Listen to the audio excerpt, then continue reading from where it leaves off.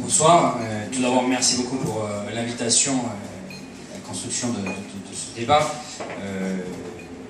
Je vous sais tous très mobilisés sur le sujet, puisque j'ai déjà pu accompagner dans d'autres lieux les débats que vous organisez, et même nombre de fois rencontrer votre président actuel au niveau national.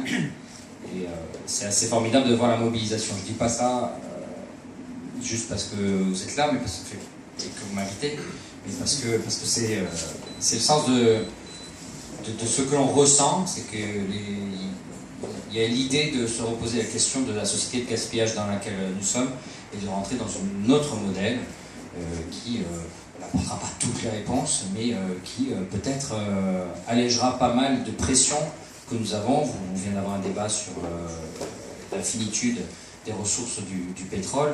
C'est une réalité, on essaie de ne pas trop y penser, etc. Vous me donnez combien de minutes? Un quart d'heure. Bon. Je vais d'abord répondre à... Si je suis arrivé en retard, pardon, je prends rarement l'avion, mais ça m'apprendra, puisqu'on met plus de temps pour revenir de l'aéroport que pour venir de Paris par avion. Et je suis frustré d'arriver avec 6 heures en retard. Vous parliez d'huile des différentes restaurations. Qu'est-ce qu'on en fait? Donc aujourd'hui, il commence à y avoir une très bonne collecte de ces huiles. Et on va commencer, et j'y reviendrai après, mais à travers cet exemple, commencer aussi à se poser la question du modèle qu'il y a derrière.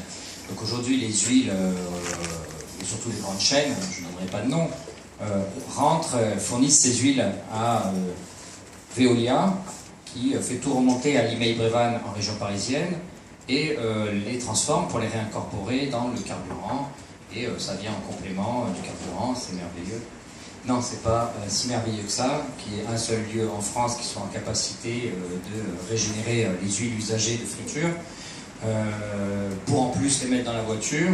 Parce que ce que l'on doit avoir à l'esprit, c'est il faut optimiser l'utilisation de la ressource. C'est pas le tout de la préserver, c'est quand je mets une ressource, regardez cette idée d'huile, eh bien il faut qu'elle me donne le meilleur qu'elle puisse en termes de service au collectif, à nous les humains, à la nature d'une certaine manière aussi. Et donc il y a un autre modèle, il y a plusieurs modèles, il y en a d'autres qui eux ont des vieux diesel Mercedes sans une grosse filtration, ils arrivent à mettre de l'huile, mais c'est limité, ou dans les tracteurs, c'est limité. Mais il y a un modèle que j'ai rencontré à Marseille, il me pardonnera parce que j'ai oublié son nom, il se bat pour ça. Ils font une filtration par gravité en 3 bacs. Un truc super simple. À la sortie, ils sortent une huile. Ils obtiennent une huile, mais qui ne peut pas rentrer dans des moteurs de voiture parce qu'il y a encore un niveau d'impureté et les carburateurs et autres technologies, injecteurs, seraient bouchés. Non, ce qu'ils font, ils le mettent dans le groupe fuel, par exemple, qui chauffe un immeuble pour remplacer le fuel. Parce que ce sont des machines lourdes qui peuvent encaisser une matière première pas forcément à affiner. Et donc on commence à avoir d'abord plutôt une réponse sur le chauffage. Peut-être mieux de d'abord chauffer les gens que de epsilonième mettre du carburant.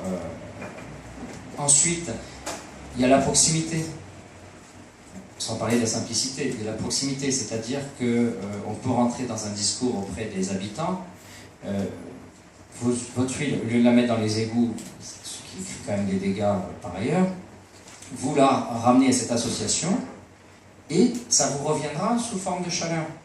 Et donc on redonne du sens à la ressource. Alors qu'aujourd'hui, vous dites votre 5 litres d'huile, vous les remettez à la station Veolia et Veolia va les monter à Limeil-Brévannes, ça vous reviendra sur le carburant. En termes de carburant, vous aurez une mobilisation bien moindre. Donc c'est ça aussi qu'il faut avoir en tête, que c'est pas le tout de recycler, réparer, faire de l'économie de la fonctionnalité, bon bref, préserver les ressources, c'est aussi donner du sens. Ça ne veut pas dire que Veolia n'a pas sa place, mais il y a des modèles à trouver, modèles qui nécessitent de passer par des grosses structures comme Veolia, et des modèles qui ont plus performance, de sens, quand on passe par des structures de proximité.